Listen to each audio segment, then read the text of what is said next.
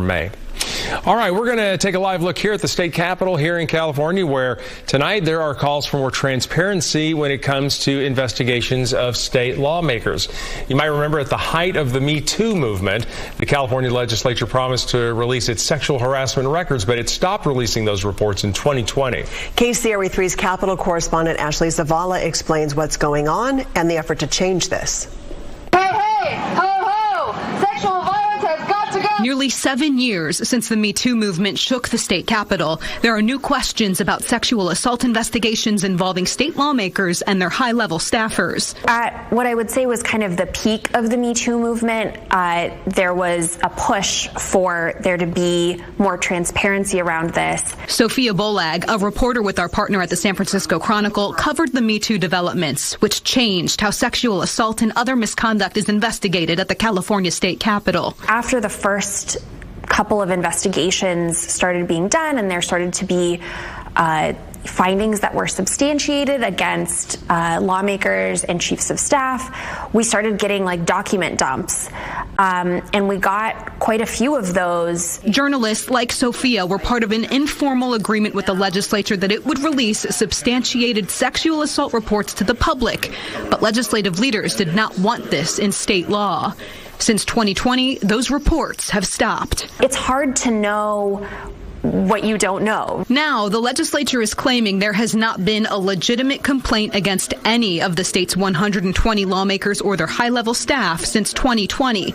It's impossible to verify this because of the Legislative Open Records Act, also known as LAURA, which shields this information from the public. They created a special committee to try to deal with some of those. Chris McKaylee is a professor at the McGeorge School of Law. Since you're dealing with personnel records and individuals themselves, I think they tried to strike the proverbial right balance between acknowledging to the public that there were these harassment or other complaints that were lodged against legislators and staff, but also protect the privacy of those individuals.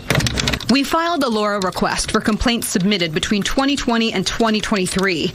We have not yet heard back. Usually when there are work in the government's done in secret, that's when the majority of us should be worried. Jerry Flanagan is the litigation director for Consumer Watchdog, a group that's writing a ballot initiative to change LAURA that would require the results of workplace conduct investigations to be made public. Unless there is the threat of public scrutiny, you have no way of knowing that the investigation was nothing more than a sham investigation. In the meantime, we wait for when or even if the legislature releases its next substantiated complaint.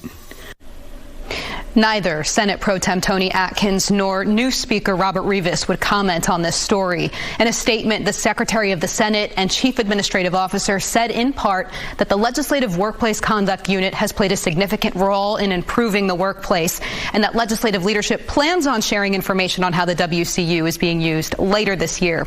We were on with this story at 4:30. Our web story on this has been up since about 3 o'clock. About 40 minutes ago, a legislative staffer forwarded me a memo that had just been sent out by legislative leadership with the annual Workplace Conduct Unit report that only provides the numbers, again, not those complaints that were promised to journalists. The memo released tonight shows the unit looked into 391 complaints within the last 3 years. Again, apparently not a single one substantiated against any state lawmaker or high-level staffer. We will dig into this report. We will keep following this. Right now, our web team is working on getting that letter up so that you at home can see it too. I think part of the issue with the entire Me Too movement and what people were looking at is the trust. And without the transparency, there's not a lot of trust in the process. Exactly. I think at the heart of it, that's people want to know that they can trust that these are being investigated and that justice will prevail ultimately. Not feeling transparent.